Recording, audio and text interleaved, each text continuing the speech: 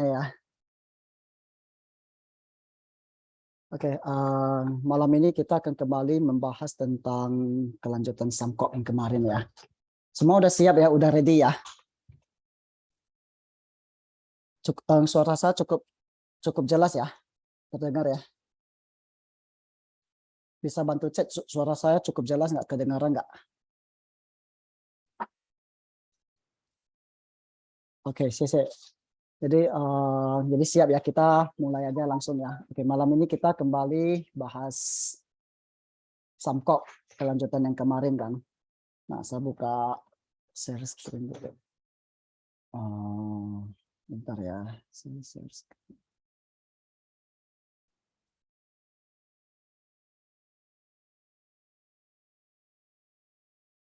Ini saya share screen, kelihatan ya screen saya.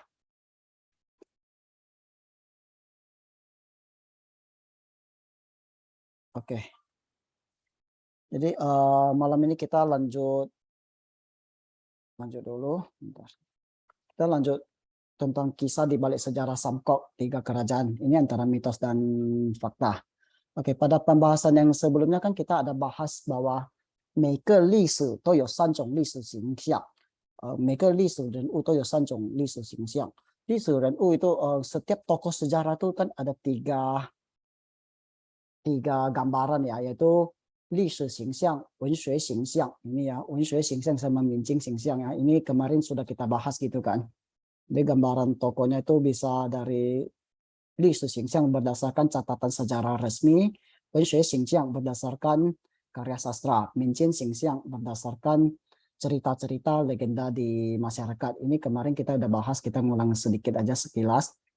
Terus untuk 文学形象 老百姓最崇拜的就是诸葛亮。Untuk gambaran sejarah berdasarkan sastra, itu kalangan sastra dia paling mengagungkan Zhuge Liang. Makanya di beberapa kalangan sastra itu banyak orang yang menganggap Zhuge Liang itu adalah orang yang sangat pintar dan menganggap Zhuge Liang itu sebagai 智慧的代表, sebagai mengagungkan Zhuge Liang sebagai 智慧的代表. 智慧itu adalah kebijaksanaan. Oke, ini nanti kita kemarin sudah bahas, saya tidak bahas tentang Zhuge Liang, kita lanjut aja lagi. Terus 民间形象最崇拜的就是关羽. Jadi 民间形象 itu gambaran berdasarkan legenda cerita di masyarakat, itu orang paling mengagungkan Quan Yu, karena Quan Yu itu dia Jiang Yiqi ya, kemarin sudah dibahas. Yiqi itu artinya loyalitas atau kesetiaan. Jadi kesetiaan itu dia jadi gini, kenapa Quan Yu dia di Minjin Xingxiang itu di masyarakat itu begitu diagung-agungkan, itu karena Quan Yu dia Jiang Yiqi ya. Jiang Yiqi ini mungkin sampai Quan Yu diagung-agungkan ini karena tidak lepas daripada kultur budaya masyarakat Cina kuno yang sangat mementingkan loyalitas dan kesetiaan ya. Di sini ada bahasa Indonesianya, saya ya seperti pepatah kuno gitu kan. Kalau di dalam keluarga itu ada aturan keluarga, di negara kan ada hukum negara.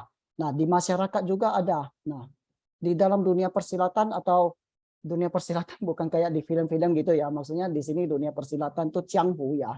Di dunia masyarakat umum gitu ya.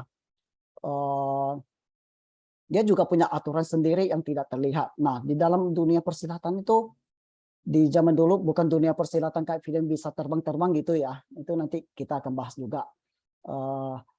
Orang itu paling berbicara tentang kesetiaan. Jadi juga loyalitas masyarakat Cina kuno itu dia sangat terpengaruh oleh budayanya dari ajaran Konfusius. Sehingga ajaran tentang kesetiaan dan loyalitas itu sangat mendarah daging di masyarakat Cina. Makanya mungkin kalau orang yang suka nonton berapa puluh, nggak tahu sekarang masih ada nggak film-film kayak gitu ya. Kalau dulu kan ada, kita suka nonton ya, zaman dulu itu masyarakat Cina zaman dulu tuh ada orang yang rela mati demi nama baik gitu. Jadi misalnya dia difitnah, dia bisa rela korbankan nyawanya demi mempertahankan nama baik. Jadi itu di situ kita bisa lihat pentingnya satu loyalitas dan kesetiaan untuk menjaga nama baik. Nah, makanya Guan Yu yang begitu Jiang Yiqi pada setia pada Liu Bei itu menjadi panutan di masyarakat Cina kuno. Nah, itu kemarin juga sudah kita bahas, jadi saya lanjut aja. Kalau kita bicara tentang, tadi kan kita bicara tentang 3 gambaran tokoh dalam sejarah. Nah, kalau di dalam cerita Samkok itu, dalam selama masa kisah Samkok itu gambaran yang paling paling ribet, paling complicated gitu, itu mungkin seorang Cao Cao ya. Oke, jadi hari ini kita akan bicara tentang Cao Cao gitu. Nah, sebelum saya bicara tentang Cao Cao di sini saya akan eh, klarifikasi sedikit. Mungkin teman-teman banyak di antara teman-teman banyak yang sudah pernah nonton film Samkok atau pernah baca novelnya gitu kan. Jadi kemarin saya sudah bilang kebanyakan sejarah yang dikenal secara umum itu berdasarkan dari novelnya Luo Guanzhong yang yaitu Samko Yanyi ya. Jadi jangankan kita di Indonesia yang kurang pengetahuan tentang sejarah Cina ya. Sementara di Cina sendiri, di Tiongkok sendiri, yang sejarah Samkok sudah dipelajari secara resmi aja, itu juga banyak simpang siur. Banyak orang yang mengambil referensi dari San Kuo ini novel karya Luo Guanzhong itu untuk dijadikan sebagai referensi sejarah. Jadi sebelum saya bahas Cao Cao, saya perlu klarifikasi di sini. Saya akan membahas Cao Cao dari berbagai sisi. Jadi mungkin dari sisi baik hatinya, dari sisi lain-lainnya. Jadi mungkin ada teman-teman yang sudah terlanjur yang terlanjur ngefans sama pihaknya Liu Bei, terlanjur ngefans sama pihaknya Zhuge Liang yang menganggap mereka pihak baik dan menganggap Cao Cao pihak jahat. Jadi kita akan klarifikasi. Saya bukan berada di pihak Cao Cao, tapi saya akan membahas dari sisi baik dan juga sisi jahatnya. Jadi bukan saya yang jahatnya kita bahas, yang baiknya juga akan kita bahas. Jadi kita di sini benar-benar sangat objektif, tidak subjektif yang menganggap orang jahat sebagai orang baik dan juga sebaliknya ya. Jadi harap maklum kita sama-sama buka wawasan. Oke ya. Jadi jadi kita lanjut ya. Kita lanjut. Kenapa kita akan bahas Cao Cao ya? Cao Cao ini dia lahir tahun 155 dan meninggal tahun 220 Masehi. Cao Cao Zi Mengde. Nah, orang Chinese zaman dulu itu dia namanya kayak gini. Nama Cao Cao itu adalah nama panggilan. Nama dia secara resminya itu adalah Mengde. Jadi nama Cao Cao itu adalah Cao Mengde. Yang biasa dipanggil sebagai Cao Cao gitu. Nah, kenapa kita bahas Cao Cao sebagai topik pertama? Karena kalau kita bicara Samkok atau kisah 3 kerajaan itu tentu tidak lepas dari Wei Shu, Wu mah, negara Wei, negara Shu sama negara Wu. Dan negara Wei adalah pada saat itu adalah negara terbesar pada saat itu yang paling kuat. Jadi Cao Cao jadi kita bahas dari negara Wei pertama, dan Cao Cao itu adalah secara walaupun dia bukan kaisar negara Wei yang pertama, tapi yang meletakkan fondasi dasar untuk berdirinya negara Wei adalah Cao Cao ya. Cao Cao tidak pernah mengangkat dirinya sebagai kaisar, tapi anaknya ya Cao Pi yang mengangkat diri jadi kaisar. Tapi walaupun demikian, Cao Cao itulah yang meletakkan fondasi untuk berdirinya negara Wei. Jadi kita akan bahas Cao Cao. Oke, sebelum kita bahas ini kan, Cao Cao itu ya di sepanjang sejarah Cina itu namanya tidak baik.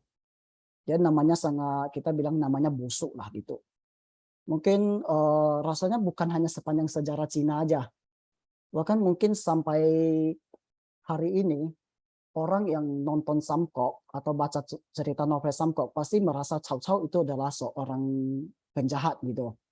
Tapi saya di sini akan bahas secara seperti tadi saya bilang, kita akan bahas secara sisi objektif. Kita akan bahas dari sisi jeleknya, sisi baiknya, sisi kemanusiaannya, juga sisi jahatnya, sisi kejamnya, dan sisi psikologisnya. Kenapa seorang Cao Cao bisa sampai begitu? Kita akan bahas dari berbagai sisi. Jadi ya kita sama-sama buka wawasan, jangan subjektif anggap Cao Cao jahat. Ada bagian baik, ada bagian jahat. Jadi harap maklum ya. Oke. Jadi Cao Cao ini berdasarkan catatannya Su Tungpo ya. Su Tungpo itu, ini Su Tungpo. Berdasarkan catatan Su Tungpo itu, Su Tungpo adalah seorang itu terpelajar, seorang ahli politik, seorang ahli lukis, seorang seniman yang hidup pada masa dinasti Song. Jadi di catatannya Su Tungpo gitu, berdasarkan catatan Su Tungpo setidaknya kita tidak tahu sejak kapan nama Cao Cao itu dibenci, jadi jelek atau dibenci orang. Tapi setidaknya catatan pertama yang mencatatkan bahwa Cao Cao mulai dibenci oleh masyarakat Cina itu, catatan pertamanya ada pada dinasti Song Utara, itu pada zaman Su Tungpo. Ya, jadi setidaknya catatan paling awal Cao Cao itu mulai dibenci orang sejak zaman itulah, zaman dinasti Song ya. Itu ya lebih kurang sekitar 800 tahun ya setelah peristiwa Samkok gitu. Oke, nanti akan saya ceritakan kenapa ya. Apalagi semenjak dinasti Ming berdiri, semenjak Luo Guanzhong menulis kisah Sangguo Yanli, cerita roman tiga kerajaan, novel tiga Samkok itu ya. Di situ lebih-lebih digambarkan Cao Cao sebagai seorang penjahat yang sangat kejam, yang sangat pokoknya yang sangat kejam lah ya. Jadi orang semakin membenci Cao Cao semenjak novel Luo Guanzhong itu tahun 1400-an keluar zaman dinasti Ming ya. Nah, oke, sepanjang sejarah itu Cao Cao他有三个形象. Cao Cao itu sepanjang sejarah dia dikenal menjadi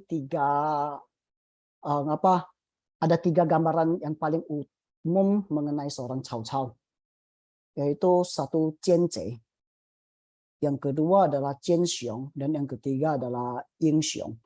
Jadi apa itu Jianzhe, apa itu Jianxiong, dan apa itu Yingxiong, kita bahas satu-satu. Kalau kata Jian sendiri itu artinya licik, jahat. Sementara kata Zhe itu artinya bisa kita artikan sebagai pengkhianat. Jadi kata Jian Zhe itu boleh bilang kita artikan sebagai seseorang yang licik, yang jahat, seorang pengkhianat.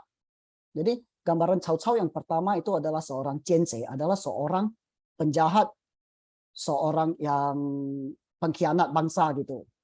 Nah, gambaran kedua tentang Cao Cao itu adalah seorang Jianxiong. Jian masih seperti yang tadi. Jian itu licik, jahat ya.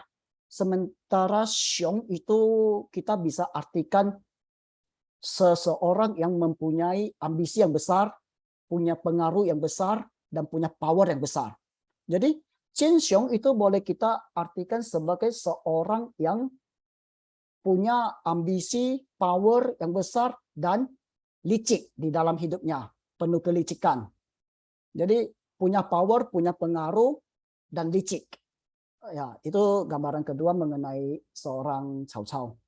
Nah, gambaran ketiga tentang seorang Cao Cao adalah seorang Yingxiong. Yingxiong kita terjemahkan secara harfiah itu artinya pahlawan. Tapi kalau kita bicara tentang bahasa China kuno, Yingxiong di sini bukan seorang pahlawan. Yingxiong itu artinya seseorang yang dalam konteksnya mampu melakukan hal besar dan punya pengaruh besar, punya kekuatan besar, punya kekuasaan besar, punya ambisi besar dalam kehidupannya, dan bisa mempengaruhi sebuah negara. Itu arti Yingxiong dalam bahasa zaman arti itu ya. Jadi sepanjang sejarah Cina itu Cao Cao punya tiga gambaran, yaitu Jianzhe, Jianxiong, Yingxiong. Lalu kita mungkin bertanya, lalu mana yang benar sih tentang Cao Cao? Jianzhe, ini Jianzhe, atau Jianxiong, atau Yingxiong? Ada yang menganggap Cao Cao Jianzhe, ada yang menganggap Cao Cao itu sebagai Jianxiong, ada yang menganggap sebagai Yingxiong. Jadi mari kita bahas satu persatu ya. Oke, Cao Cao ya, sepanjang itu gambaran mana yang paling cocok? Tadi kita gambaran mana yang paling cocok untuk Cao Cao ya? Cao Cao itu mungkin sepanjang sejarah sampai hari ini hampir 2000 tahun itu tidak disukai orang. Nah, Cao Cao 为什么不讨人喜欢呢？ Kenapa Cao Cao tidak disukai orang? Cao Cao 为什么不 tidak 讨人喜欢 itu mendapat kesenangan dari orang lain senang gitu. Cao Cao 为什么不讨人喜欢呢？ jadi Cao Cao 不讨人喜欢 ada 3 原因, ada tiga berdasarkan Profesor Yi Zhongting seorang profesor sejarah di Cina. Dia bilang Cao Cao tidak disukai orang karena 3 hal ini. Cao Cao 为人奸诈.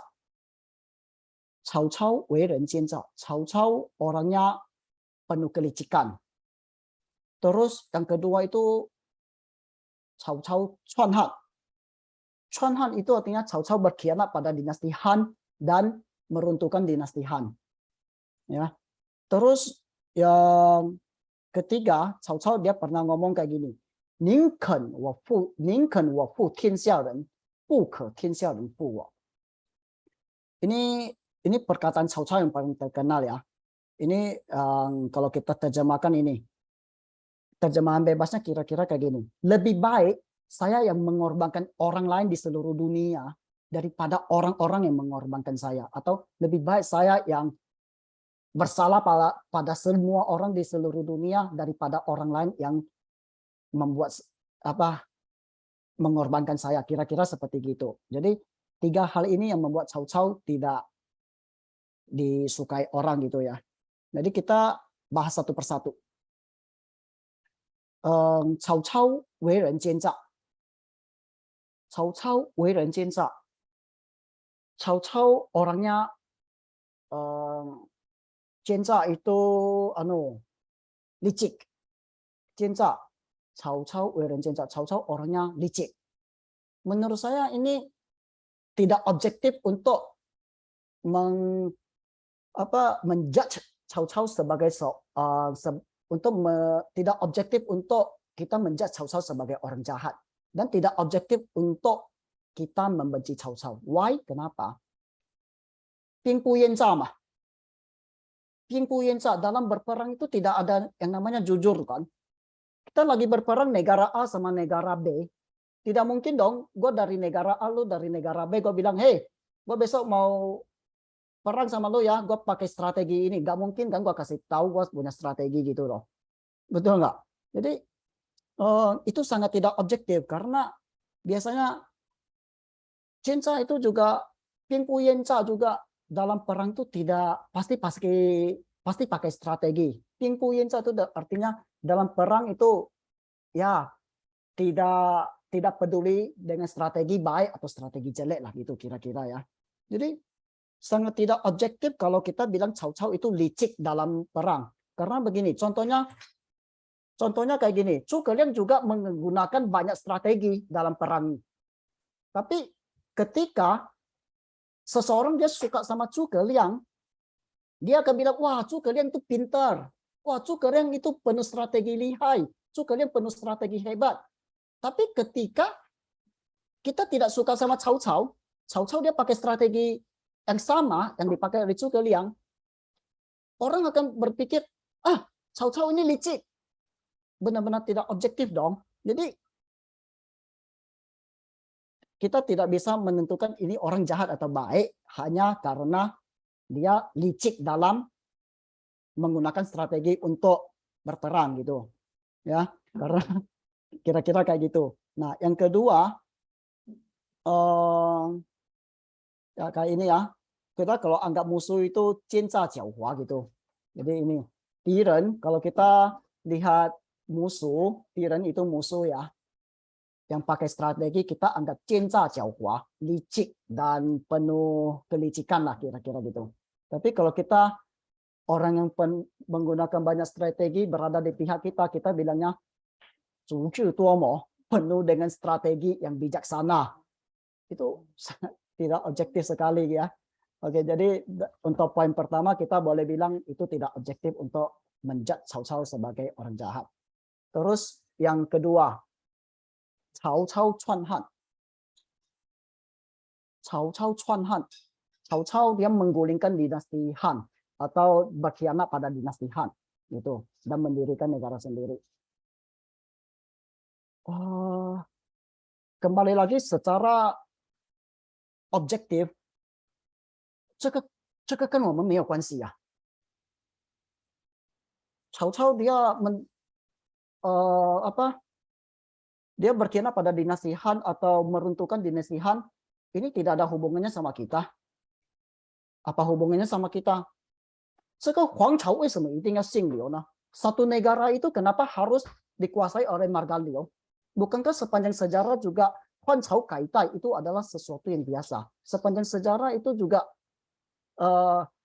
dinasti yang satu runtuh, tumbuh dinasti yang baru itu berpuluh-puluh kali, itu adalah hal yang biasa. Jadi tidak mesti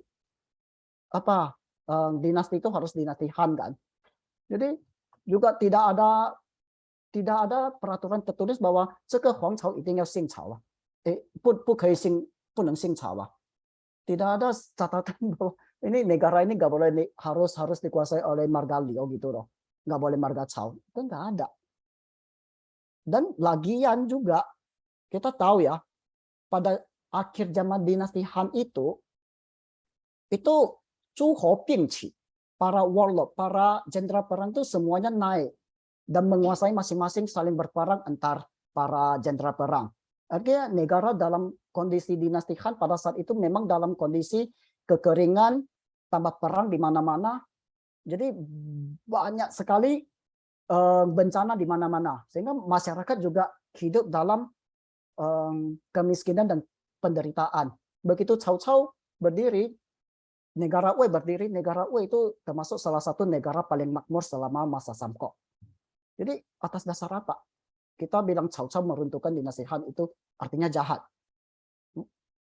Bukankah begitu di Wei Kuo berdiri, Qin Kuo berdiri, rakyat damai kok. Dinasti Han runtuh, rakyat malah hidup dalam damai kok.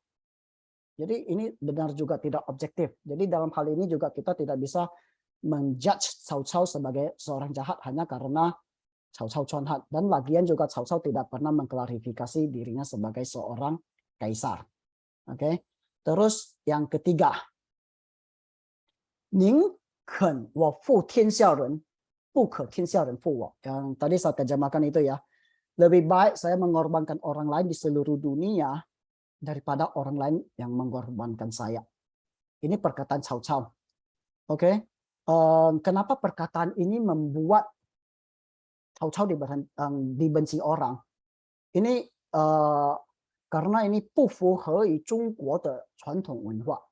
Karena gini, ini tidak sesuai dengan tradisi masyarakat, kultur, budaya orang Cina saat itu. Orang Cina, orang Tiongkok kuno, dia selalu berkorban untuk orang lain dan membantu orang lain. Nah, tapi perkataan Cao Cao ini sangat kejam. Jadi sangat tidak sesuai dengan kultur budaya pada saat itu. Sehingga orang sangat tidak suka dengan perkataan Cao Cao ini dan menganggap dia jahat. Ya, karena ini benar ya. Kita mengorbankan orang lain demi diri sendiri itu memang jahat sih. Itu harus diakui. Tapi satu hal yang perlu kita bahas ini ya. 这个到底是事实还是不是？史书上记载是有矛盾的。Mengenai perkataan Cao Cao yang 宁可我负天下人，不可天下人负我. Ini benar-benar pernah nggak Cao Cao berkata demikian? Kita nggak tahu. Karena ini di dalam catatan sejarah sendiri itu penuh kontroversi. Karena kadang ya kita bahas sejarah ini mungkin sudah 2000 tahun, sudah sangat jauh dari kita.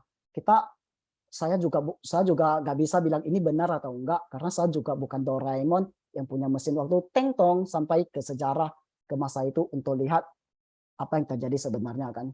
Terus catatan sejarah itu masing-masing subjektif. Karena catatan sejarah pada saat itu ada berdasarkan dari Sang Kuo Zi ada, berdasarkan dari Wei Shu ada, berdasarkan dari Cao Manchuan juga ada. Jadi masing-masing negara itu punya catatan sejarah sendiri. Jadi yang akan kontroversi dong kalau catatan mengenai Cao Cao yang dari Cao Manzhuang dia pasti menjelek-jelekan Cao Cao. Yang catatan dari Wei Shu, Cao Manzhuang itu catatan sejarah tentang Cao Cao yang ditulis oleh Wu Guo, negara Wu, saingannya Cao Cao. Kalau Wei Shu itu adalah catatan resmi negara Wei. Itu juga kita nggak bisa ambil patokan karena catatan negara Wei mah nggak mungkin dia jadikan Cao Cao mah. Cao Cao itu kan leluhur dia, ya. Jadi oke, saya bahas itu nanti akan kita bahas. Jadi kita lanjutnya kayak gini. Perkataan Cao Cao yang ning ke wa fu tianxia ren bu ke tianxia ren fu wa itu kapan terjadinya? Yaitu perkataannya itu terjadi ketika Cao Cao yu Li Bo She de gushi, yaitu ketika Cao Cao sha Li Bo She. Li Bo She ini adalah nama orang ya. Oke, peristiwanya tuh kayak gimana? Kita akan bahas ya. Singkat cerita, waktu itu kejadiannya kayak gini. Waktu itu kejadiannya kayak gini. Tung Zhuo itu seorang jenderal perang dari Siyu ya, yang masuk ke ibu kota, ke Luoyang, ibu kota negara Han waktu itu, dan menguasai negara Han. Lalu dia sangat berkuasa. Jadi singkat ceritanya, Tung Zhuo ingin membunuh Cao Cao. Tung Zhuo ingin membunuh Cao Cao, terus akhirnya Cao Cao melarikan diri dari Luoyang ke mana lah gitu ya. Terus dia melarikan diri dan tinggal di rumah Li Bo She. Li Bo She ini adalah paman jauhnya dari Cao Cao gitu ya. Nah, terus ketika Cao Cao tinggal di rumah, ini cerita ini ada 3 versi. Versi pertama yaitu setelah Cao Cao lari dari Luoyang, dari ibu kota ke desa, ke rumahnya Li Bo She. Jadi di rumah Li Bo She itu keluarga Li Bo She itu kan keluarga besar. Dia melihat Cao Cao bawa banyak emas permata. Membawa banyak emas permata, lalu pengen merampok Cao Cao. Lalu Cao Cao membela diri dan membunuh semua keluarga Li Bo She itu. Nah, catatan sejarah ini dicatat di Wei Shu. Wei Shu itu adalah catatan, tadi yang saya bilang, itu adalah catatan sejarah, catatan resmi sejarah dari kerajaan Wei yang dicatat oleh negara Wei sendiri. Tentu saja ini kan tidak bisa jadikan patokan ya.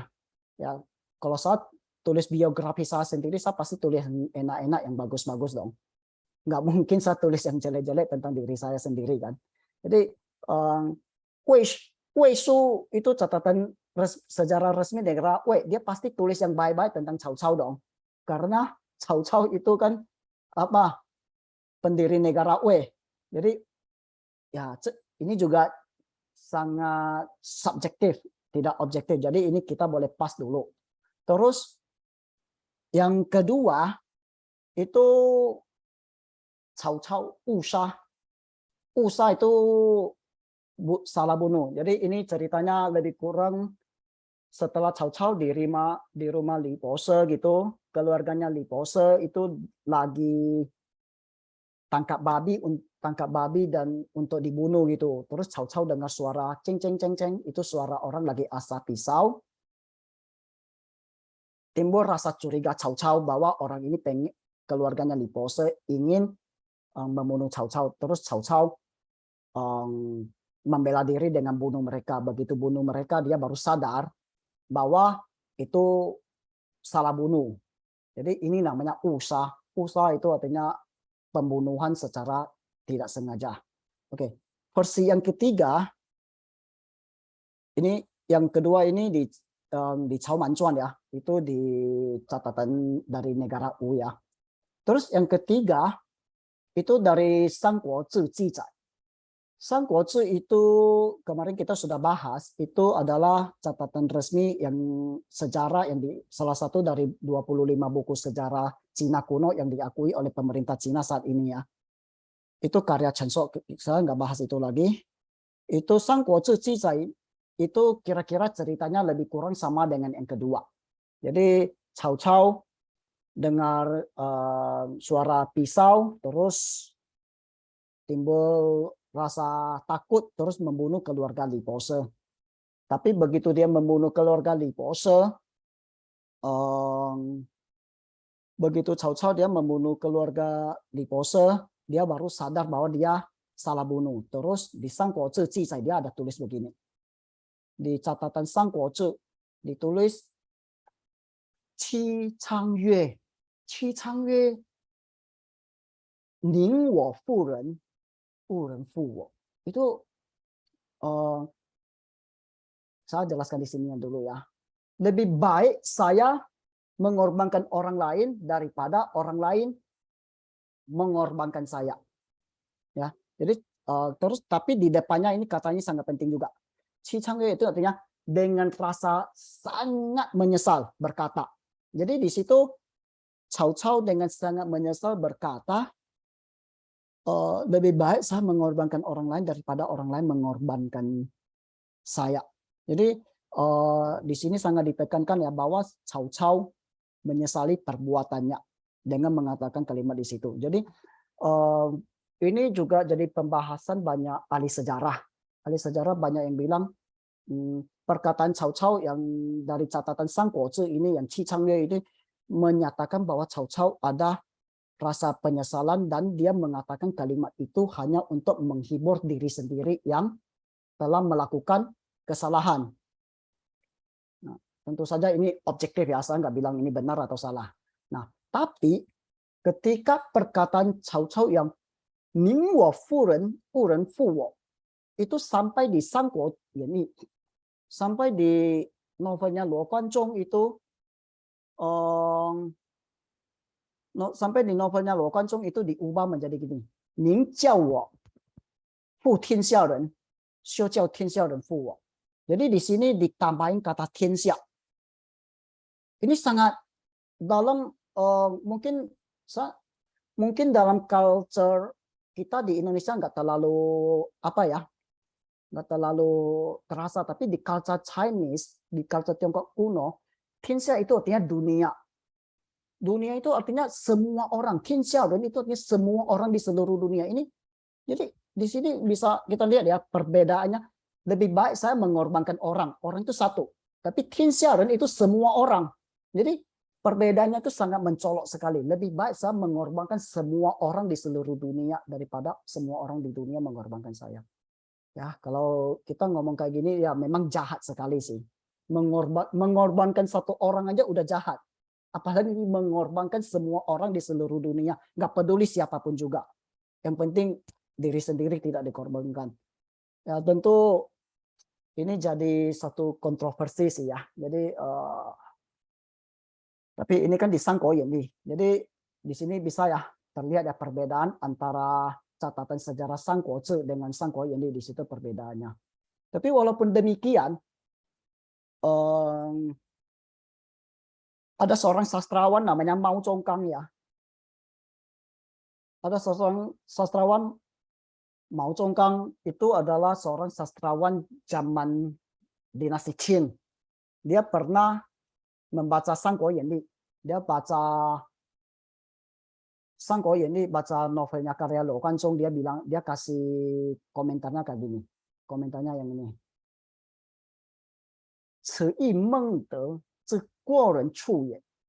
Artinya gini, dia komentar yang tentang peristiwa Cao Cao bunuh Li Pose itu, dan berkata ini, yang apa?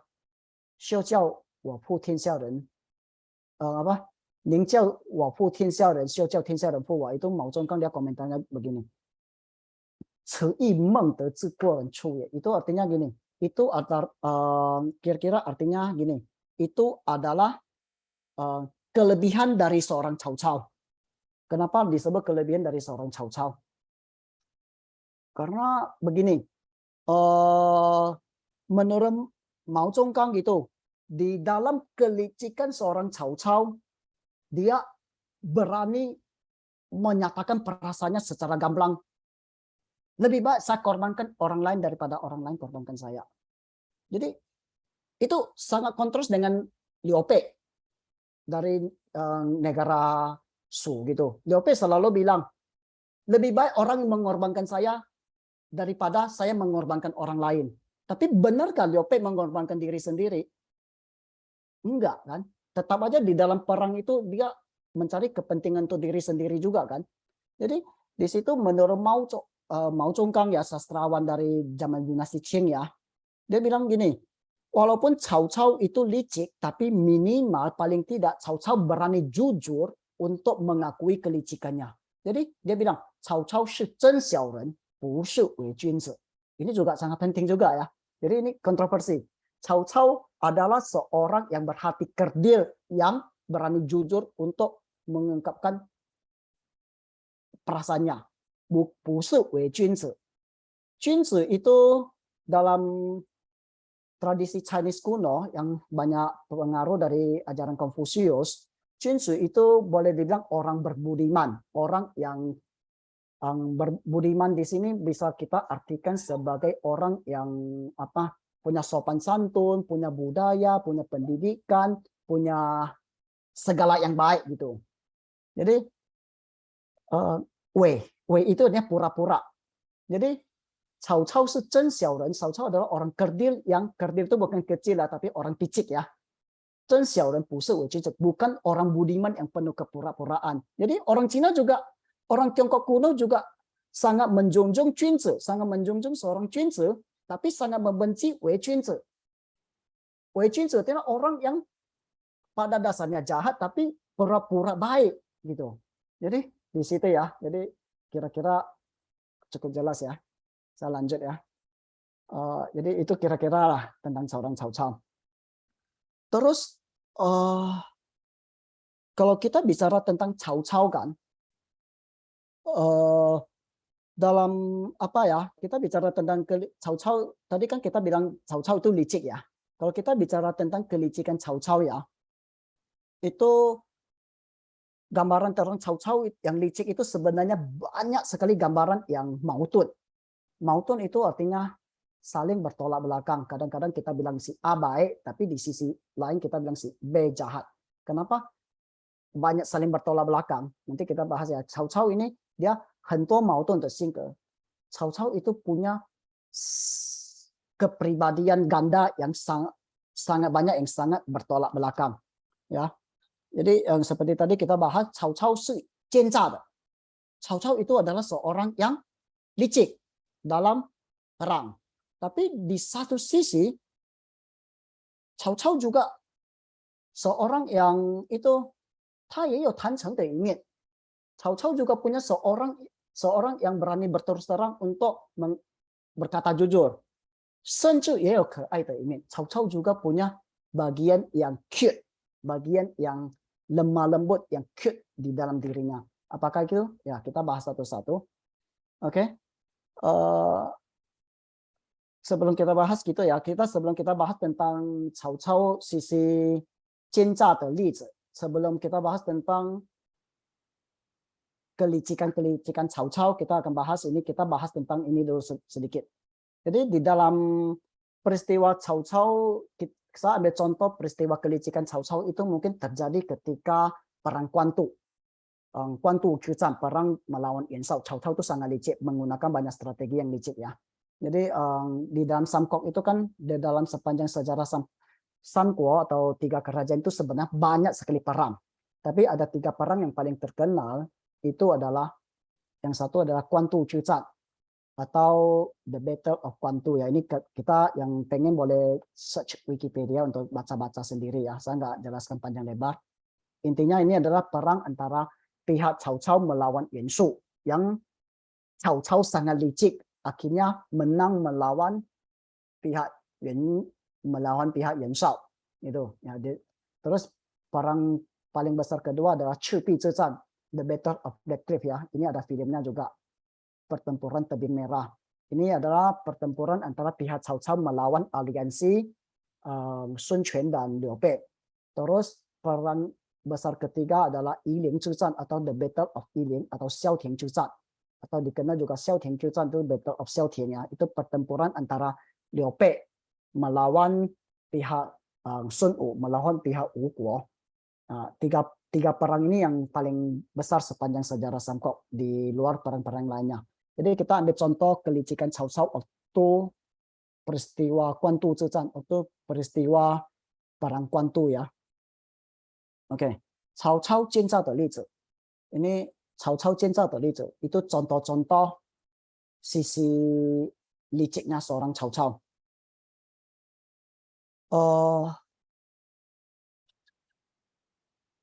Cao Cao dia waktu perang Guantu ya, selama peristiwa perang Guantu yang tadi Cao Cao melawan itu apa?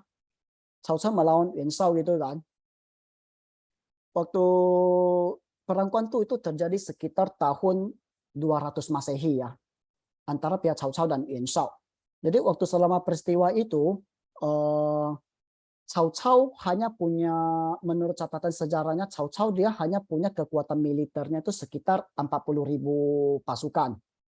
Terus Yuan Shao dia punya kekuatan pasukannya itu sekitar 110.000 pasukan. Ini beda dengan cerita Sangko Yanli. Kalau Sangko Yanli bilang Cao Cao cuma sekian puluh ribu, Yuan Shao punya sekitar 800.000. Jadi zaman itu tidak mungkin punya pasukan segitu banyak. Catatan sejarahnya tidak ada. Kalau catatan resminya cuma 110.000 pasukan aja ya. Jadi Cao Cao punya 40.000 pasukan, Yuan Shao perkiraan pasukannya 110. Tapi walaupun Cao Cao cuma 40.000, bagaimana Cao Cao dengan kelicikannya menangkan pertempuran ini. Jadi singkat cerita, waktu awal-awal Guantu Zhejiang itu ya, waktu peristiwa perang Guantu itu ya, Cao Cao awal-awalnya menang perang terus. Tapi Cao Cao waktu itu kan masih kecil, negaranya masih kecil, belum makmur. Jadi dia kekurangan pasukan makanan, kekurangan sumber makanan. Ya, kalau dalam perang kan kita ada satu peribahasa gini, Bing Mao Wei Dong, Liang Cao Xian Xian. Artinya gini, sebelum pasukan bergerak, sebelum Bing Mao Wei Dong, Ping itu pasukan, Ma itu kuda. Jadi Ping Mao Wei Dong, kita Ping Ma itu boleh artikan pasukan. Wei Dong sebelum bergerak, Ping Mao Wei Dong, Liang Cao Xian Xian. Sebelum pasukan digerakkan ke medan perang, Liang Cao itu tinggal Xian Xian. Liang Cao itu artinya sumber makanan, pasokan makanan. Ya, Xian Xian jalan duluan. Jadi dalam perang itu sangat penting sekali sumber makanan. Kalau nggak ada sumber makanan untuk pasukan kita, gimana sih tentara-tentara itu bisa berperang gitu loh. Jadi dalam peristiwa perang Guantu itu Cao Cao dia sudah menangkan beberapa pertempuran dengan Yuan Shao, tapi akhirnya karena kekurangan makanan, Cao Cao sudah mulai kalah. Akhirnya Cao Cao pusing. Cao Cao sangat pusing. Nah, pada saat itulah ada seorang penasihat perang dari pihak Yuan Shao itu berkhianat dengan Yuan Shao. Namanya Xu You. Namanya Xu You ya. Xu You itu dia berbelok ke pihak Yuan Shao, dari pihak Yuan Shao ke pihak Cao Cao gitu. Terus ketika Cao Cao mendengar Xu You datang berkunjung, di dalam catatan Sangguozi itu ya dituliskan gini, Xian Zhu Er Chu. Xian Zhu Er Chu itu artinya apa? Keluar dengan tanpa alas kaki. Xian Zhu ini artinya, Zhu ini kaki ya. Xian Zhu ini artinya tanpa alas kaki. Erchu. Shenchu Erchu ini kenapa sangat penting? Kenapa saya bilang ini budaya Chinese juga ya? Ini budaya Chinese juga. Keluar Cao Cao keluar menyebut Xu You tanpa alas kaki ini. Kenapa saya jelaskan di sini? Ini ada dua kemungkinan. Ada dua kemungkinan kenapa Cao Cao keluar tanpa alas kaki. Yang kemungkinan pertama mungkin karena Cao Cao begitu mendengar Xu You datang, dia sangat gembira, terus tidak sempat pakai sepatu untuk datang menyambut Xu You gitu loh. Yang kedua, itu merepresentasikan rasa hormat Cao Cao terhadap tamu. Jadi gini, kita tahu ya, kalau zaman dulu ya, di zaman kerajaan dulu, orang, pejabat-pejabat sebelum masuk ke istana itu dia harus buka alas kakinya, buka sepatunya sama buka sandalnya gitu, sama buka kaos kakinya gitu loh, untuk masuk ke dalam istana untuk menghadap kaisar gitu. Nah, itu adalah representasi rasa hormat terhadap kaisar. Terus kalau untuk pejabat yang agak tinggi, dia hanya cukup buka sepatu, tidak tidak perlu buka kaos kaki. Nah, pada saat Cao Cao, ketika Cao Cao dia sudah itu, ketika Cao Cao dia sudah menjadi perdana menteri di negara Han ya, posisinya sudah sangat tinggi ya. Han Senti, kaisar dinasti Han, Han Senti ya, kaisar dinasti Han saat itu dia memperbolehkan Cao Cao untuk Taijin Xie Lü Shang Dian. Itu artinya apa? Cao Cao boleh bawa pedang, boleh pakai sepatu, masuk ke dalam ruangan istana. Gitu. Jadi hanya untuk pejabat yang sangat-sangat dihargai yang boleh kayak gitu. Nah, oke, saya kembali ke ini Xian Zhu Er Chu. Jadi di sini ahli sejarah dia bilang ini ada dua kemungkinan Cao Cao begitu. Pertama, mungkin Cao Cao memang tidak sempat, begitu gembiranya sampai lupa untuk pakai sepatu. Yang kedua, mungkin sebagai rasa hormat, respect Cao Cao terhadap Xu Yuo gitu, sehingga dia tidak pakai alas kaki. Oke. Begitu Xu Yuo dia lihat Cao Cao tidak pakai alas kaki, dia langsung tergugah. Wah, kok Cao Cao hormat banget sama gua gitu loh. Dia langsung, Xu Yuo langsung tergugah. Nah, Xu Yuo langsung to the point, singkat cerita, to the point, Xu Yuo dia tanya Cao Cao begini. Xu Yuo dia tanya Cao Cao, dia begini ya, lu punya stok makanan masih berapa banyak sih? Gitu. Dia bertanya pada Cao Cao. Dia bilang, saya datang berbelok dari Yuan Shao ke pihak Cao Cao, ke pihak Anda. Tapi gua bisa kasih lu strategi, tapi lu jujur sama gua. Lu punya stok makanan berapa banyak? Jadi saya lupa berapa banyak. Itu intinya Cao Cao dia menjawab Xu Yuo berapa kali. Pertama mulai dari bilang dia masih punya stok makanan untuk berapa bulan.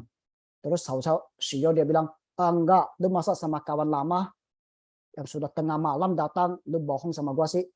Akhirnya Cao Cao, lu coba jujur deh sama gua gitu. Akhirnya Cao Cao bilang 1 bulan. Terus Cao Cao bilang, ditanya lagi, enggak, lu bohong lagi. Lu jujur lah. Gitu.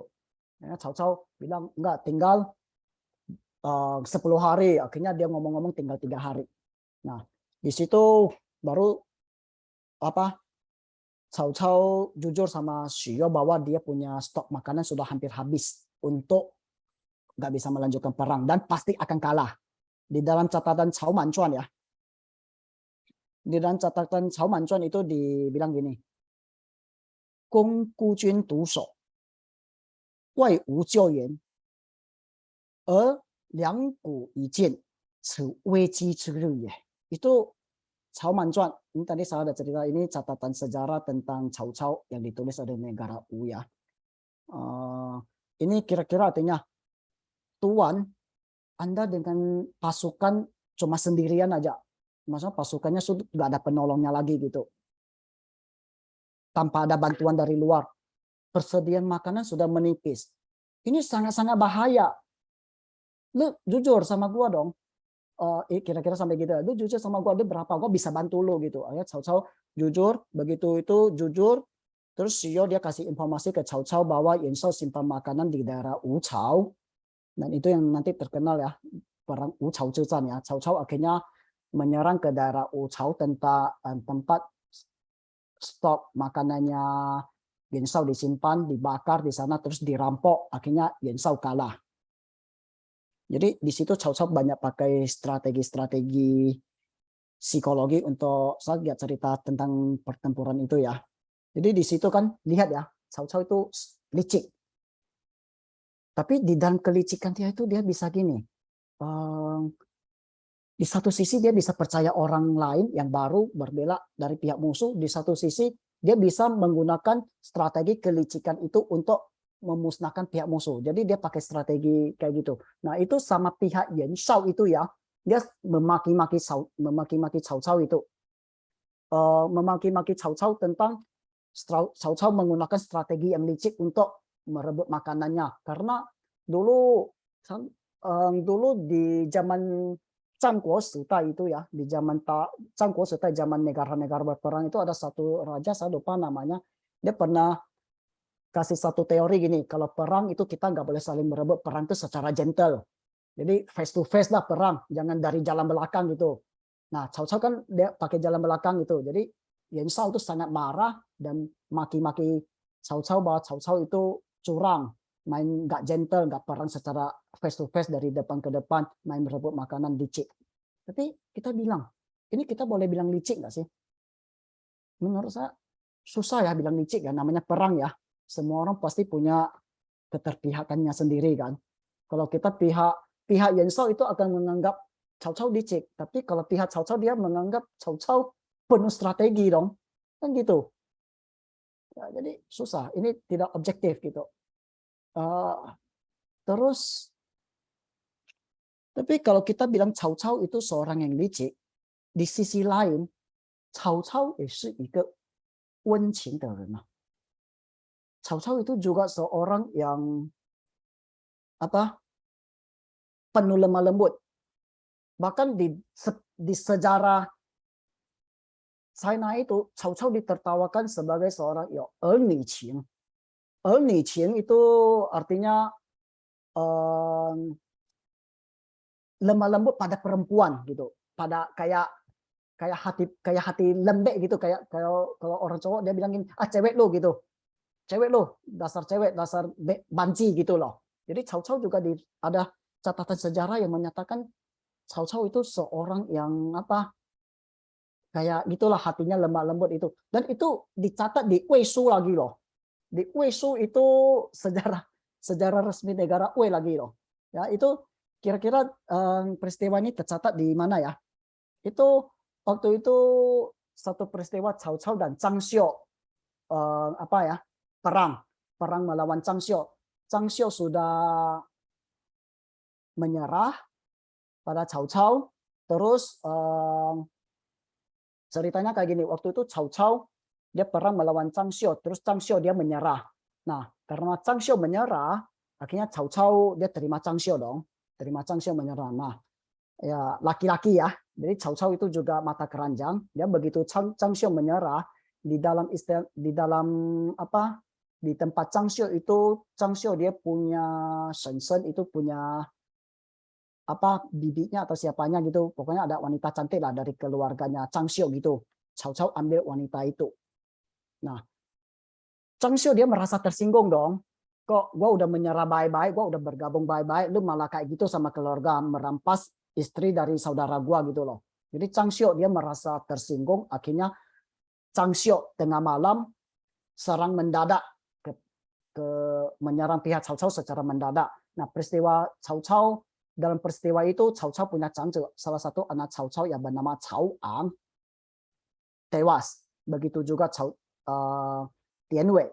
Tian Wei itu salah satu jenderal perang Cao Cao yang sangat hebat di masanya. Itu juga tewas di peristiwa itu. Nah, setelah anaknya tewas ini, Ting Furen itu adalah istri Cao Cao. Istri Cao Cao, tapi Ting Furen ini tidak punya anak. Nah, karena Ting Furen tidak punya anak, itu Cao Ang yang tadi anaknya Cao Cao dari selirnya, itu sejak kecil itu diasuh oleh Ting Furen gitu. Diasuh oleh Ting Furen, dan Ting Furen sudah menganggap Cao Ang itu sebagai anak kandungnya sendiri gitu. Nah, karena Cao Ang tewas di sana, Ting Furen itu di catatan Weishu ya, ini catatan resminya negara Wei ya. Ting Furen itu setiap hari itu marah-marah ke Cao Cao. Lu gara-gara lu udah menang perang, setiap hari main cewek, tiap hari main cewek. Akhirnya ini anak aku mati, kembalikan anakku. Jadi Ting Furen itu setiap hari ribut sama Cao Cao, sampai akhirnya Cao Cao nggak tahan. Dia usir Ting Furen, pulang lu ke rumah orang tua lu. Jadi akhirnya singkat cerita Ting Furen pulang ke rumah orang tuanya.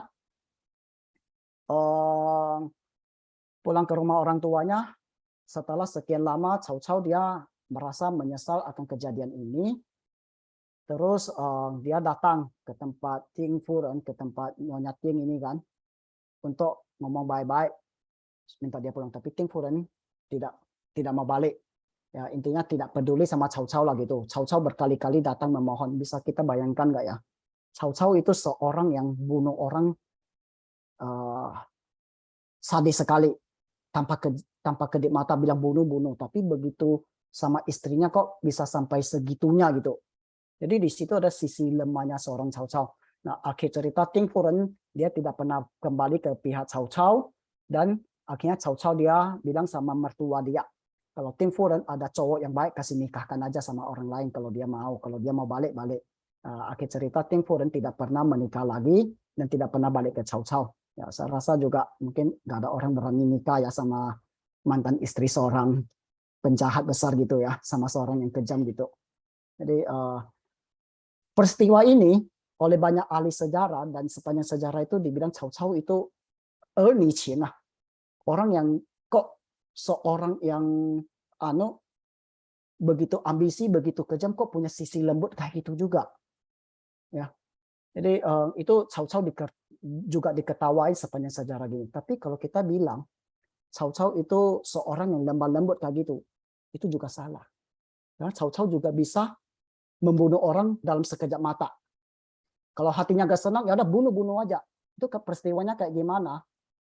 Ya nanti dia bunuh Shio dan lain-lain. Ini mungkin waktunya sudah sampai, itu peristiwanya kayak gimana nanti akan kita bahas di pertemuan berikutnya ya. Bagaimana sisi kejamnya seorang Cao Cao dan sisi lain-lainnya. Oke, saya pikir untuk malam ini saya cerita sampai di sini aja. Nanti kalau ada pertanyaan boleh komen di New Normal, dan apa yang pengen saudara-saudara, teman-teman yang pengen saya bahas dari sisi Sangkok boleh komen di New Normal, atau boleh untuk referensi-referensi sejarah yang saya bilang yang Cao Mancuan, Wei Shu dan lain-lain, itu referensinya itu ada di di blog saya ya, Xiaokang ID ini, boleh datang, saya ada tulis itu di bagian sejarah, history, itu boleh datang baca-baca, di situ ada sumber referensi sejarahnya. Karena nggak mungkin saya di sini cerita referensinya, oh ini dari mana, ini ada dari mana, itu nanti akan terlalu panjang. Jadi saudara, teman-teman kalau yang tertarik untuk baca sumbernya dari mana, itu saya ada tulis di blog saya di sini ya. Ini boleh datang untuk baca-baca sumbernya. Saya pikir malam ini sampai di sini dulu. Pertemuan berikutnya kita akan bahas sisi kejamnya Cao Cao kayak gimana. Bagaimana dia membunuh orang tanpa perasaan. Oke? Jadi sampai di sini dulu. Terima kasih. 谢谢大家。班长，谢谢啊。OK，谢谢老师，老师再见。再见。OK。谢谢老师，谢谢老师，再见。老师再见。再见，老师。